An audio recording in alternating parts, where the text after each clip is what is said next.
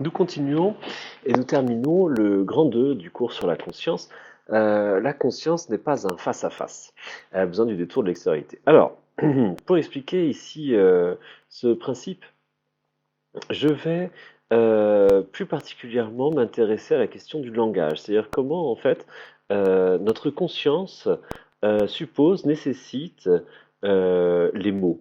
Et c'est pour cela que notre conscience n'est pas un face-à-face immédiat avec le monde ou avec nous-mêmes. Nous avons besoin de vocabulaire, nous avons besoin des mots pour saisir les choses à l'extérieur de nous, pour nous saisir nous-mêmes. Et c'est une raison supplémentaire pour laquelle le comment dire, la conscience nous apparaît comme éclatée parce que la conscience nous apparaît en fait dans un, non pas dans la continuité de son flux, mais à travers une expression qui est morcelée, qui est atomisée dans des unités de sens qui sont les mots, hein. Et je crois que ici, le langage ne joue pas le rôle que nous avions évoqué. Souvenez-vous, dans le passage sur Nietzsche, dans la première partie, le langage ne joue pas le rôle de, comment dire, d'une trahison à l'égard de la conscience, à l'égard de la réalité. Au contraire, je crois que c'est le langage qui nous donne accès à la réalité, enfin qui donne accès à notre conscience, à la réalité, qui permet l'accès de notre conscience à la réalité. Voilà, alors c'est ce qu'on va voir dans le petit 3. Hein. Même dans la solitude, la conscience suppose cette altérité intériorisée qu'est le langage. C'est-à-dire que même lorsque nous nous trouvons seuls face à nous-mêmes ou seuls face au monde, eh bien, en fait, nous avons encore, heureusement, accès à cette extériorité par le biais du langage. Alors, en fait, très concrètement, cela signifie que nous ne pouvons pas percevoir les objets, les choses, si nous ne savons pas les nommer.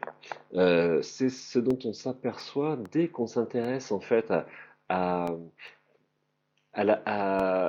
à des connaissances nouvelles qui correspondent à des perceptions nouvelles. C'est-à-dire que dès qu'on s'interroge, je sais pas moi, sur la botanique, sur la zoologie, sur n'importe quel métier artisanal un petit peu précis qui suppose un répertoire de formes nouveaux, nous sentons immédiatement que nous avons besoin de mots et que tant que nous n'avons pas les mots exacts, nous ne pouvons pas percevoir les choses exactes. Alors, par exemple, chaque métier a son vocabulaire, c'est-à-dire que si par exemple vous vous intéressez non, prenons par exemple le cas d'un apprenti menuisier qui voilà, désire apprendre son métier, il va être confronté en fait à un vocabulaire qu'il ne maîtrise pas, un vocabulaire qui va au début beaucoup le surprendre, l'égarer ou le terroriser. Mais en fait, ce vocabulaire est indispensable. C'est-à-dire que pour comprendre, pour apercevoir, pardon, certains détails sur un meuble, dans la nature du bois, dans les formes des moulures, les couleurs, les teintes, etc., les techniques employées, il faut maîtriser le vocabulaire. C'est-à-dire que tant que l'apprenti ne connaît pas le vocabulaire permet de différencier les différents types de moulures, eh bien, en fait, il ne les percevra pas. Enfin, il percevra ça comme une espèce de choses confuses, mal maîtrisées, mal compréhensibles. Et c'est la même chose pour les bois, c'est la même chose. En fait, c'est la même chose dans tous les métiers. Que on prenne voilà, un métier, celui qui, enfin, je sais pas, voilà, vous devenez fleuriste. Bon, si vous connaissez absolument rien à la taxinomie, c'est-à-dire au nom des différentes variétés de fleurs, en fait, vous aurez une perception très confuse en fait des différentes fleurs du magasin. Hein. Et et ainsi de suite. Un botaniste a besoin de vocabulaire, un zoologue a besoin d'un vocabulaire précis, parce qu'en fait, pour percevoir des différences, on a besoon de pouvoir les dire, on a besoin de pouvoir les formuler. Hein. Et donc, plus on a un vocabulaire riche et étendu, et plus on sera capable de percevoir des choses différentes, de percevoir des choses fines. Hein. Et tant que les mots nous manquent, eh bien, nous n'arrivons pas. Alors, c'est particulièrement vrai. Par exemple, si on se penche sur l'exemple de la musique. Hein. C'est-à-dire que lorsque nous n'avons pas les mots, nous n'arrivons pas à à voir ou à entendre ici, hein. C'est-à-dire que par exemple, si vous ignorez complètement le nom des instruments de l'orchestre, bon, bah, vous pouvez toujours écouter n'importe quelle symphonie ou concerto, vous serez incapable de reconnaître en fait, enfin de différencier, de distinguer, d'identifier ce que vous entendrez parce que vous n'aurez pas le vocabulaire, hein. Autrement dit, en fait, la fonction du langage, c'est d'éclairer le monde, hein. Ce reproche que l'on fait régulièrement au langage de nous masquer la réalité est quand même un reproche assez injuste parce que la véritable fonction du langage, c'est évidemment pas de tendre un obstacle entre nous et le réel, entre notre conscience et la réalité, mais c'est plutôt de nous permettre d'accéder à la réalité, hein, grâce au détour du vocabulaire.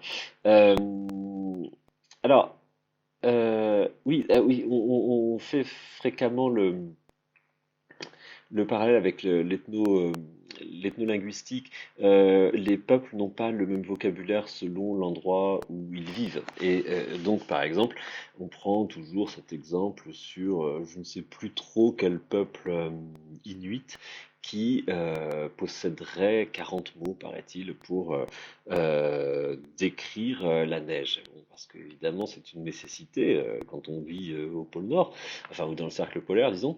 Euh, mais justement, c'est de vivre dans l'entourage de la neige qui rend nécessaire de percevoir les différents états de la neige. Donc, il faut pouvoir nommer pour cela les choses. Voilà. Alors, un autre exemple que prend Sartre à nouveau dans Qu'est-ce que la littérature, publié en 1948. Sartre prend un exemple qui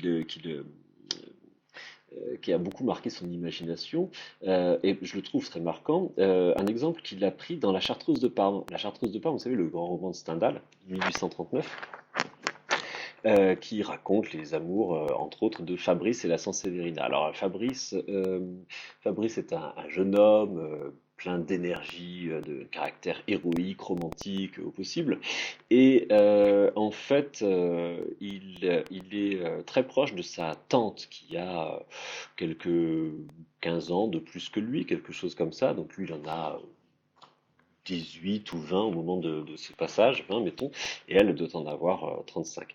Et en fait, la tante et le neveu sont très proches et se rapprochent de plus en plus, au point que Mosca, le ministre Mosca, qui est l'amant de la Sanseverina, voit ce jeune homme avec quelque inquiétude. Lui-même, Mosca est quasiment un vieillard, il a 60 ans au moment du passage que je vais évoquer, et il est très inquiet de voir Fabrice et la Sanseverina qui s'amusent comme des fous, qui sont jamais aussi pétillants que quand ils sont en présence l'un de l'autre, et voilà, il s'est dit, mon heure est comptée, quoi.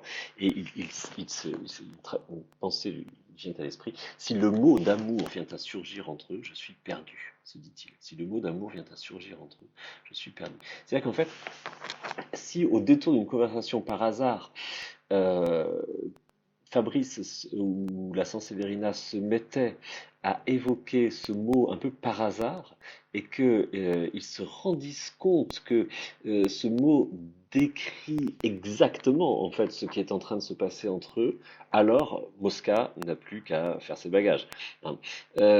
C'est-à-dire que en fait, tant que nous vivons les choses dans l'immédiateté sans pouvoir les nommer, eh bien, les sentiments, à ce moment-là, ne sont pas encore totalement fixés, totalement réels et effectifs. Mais à partir du moment où nous sommes capables de les nommer, ça change tout. C'est-à-dire qu'à partir du moment où nous sommes capables de les nommer, les sentiments vont se solidifier, vont acquérir plus de réalité et d'emprise sur notre destin, hein. Euh, et c'est-à-dire qu'en fait, on a besoin de dire les choses pour s'en rendre compte, hein.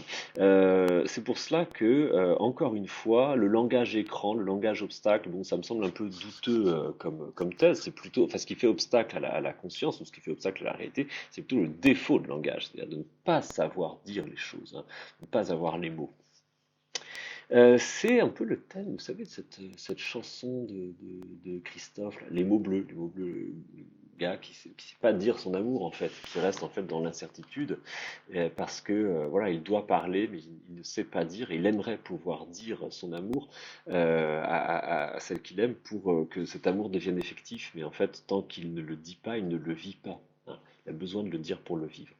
Euh, voilà. Alors, je remarquerai juste sur le statut du langage que le langage, c'est toujours le langage des autres. C'est-à-dire que enfin, le langage que nous parlons, bon, le langage, c'est une fonction générale, la capacité à exprimer des pensées à travers des signes, grâce à des signes. Bon. Euh, mais le langage que nous parlons toujours une langue particulière, et cette langue, nous ne l'avons pas inventée, cette langue, nous l'avons adoptée passivement, parce que bon, c'est la langue de nos parents, de gens qui nous ont élevés. Ce qui est étrange, c'est que cette langue, personne ne l'a inventée, personne ne l'a jamais inventée. C'est même extrêmement surprenant, parce que finalement, cette langue est l'élément le plus intime que nous ayons. Nous formulons tout ce que nous vivons dans cette langue, tout ce que nos rêves, nos pensées, nos regrets, nos remords. Tout cela est formulé dans une langue donc donne la structure, la brille à ce qui nous est le plus propre, le plus intime. Et pourtant, cette langue, eh bien, elle est complètement extérieure, complètement commune à tout le monde, hein, et personne ne saurait en dire qui est l'auteur. Ne saurait dire qui en est l'auteur, pardon. Euh, c'est ainsi que, par exemple, le réfugié, le déporté se retrouve en fait dans sa langue, ne retrouve pas notre pays natal que le souvenir de sa langue, hein, alors que cette langue, c'est toujours la langue des autres. Hein. Et donc ici, vous voyez, ce qui est très étrange, enfin, bon, maintenant, ça va plus nous sembler étrange, mais pour prendre conscience de nous-mêmes, nous avons besoin de passer par ce détour de ce médium, cet élément étranger, cet élément extérieur qu'est le langage, hein, une langue particulière, une langue qui a une histoire que nous n'avons pas inventée, hein, mais sans laquelle nous ne pourrions pas nous mettre en face de nous-mêmes. Voilà.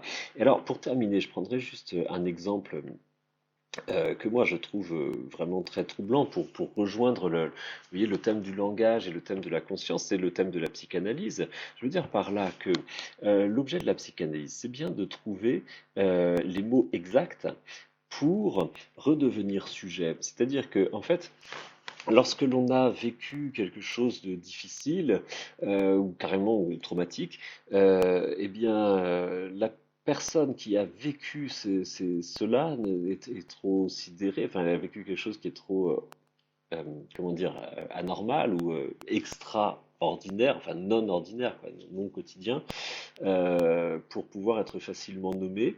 Et face à cette forme comment dire, de sidération, comme on dit aujourd'hui, euh, il faut être capable de trouver les mots exacts, les mots objectifs pour dire en fait ce que l'on a vécu. Et tant qu'on n'arrive pas à dire ce que l'on a vécu, eh bien on en reste prisonnier.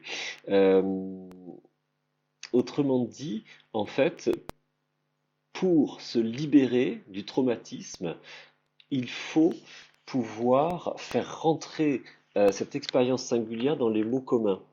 C'est-à-dire faire rentrer en fait l'extériorité, le détour de l'extériorité, dans l'intime, dans ce qui a marqué, ce qui a traumatisé. Et c'est seulement à cette condition que l'on peut espérer devenir sujet, que l'on peut espérer devenir soi, parce que le but de la cure, la thérapie psychanalytique, c'est bien de redevenir sujet, de redevenir soi-même. Hein.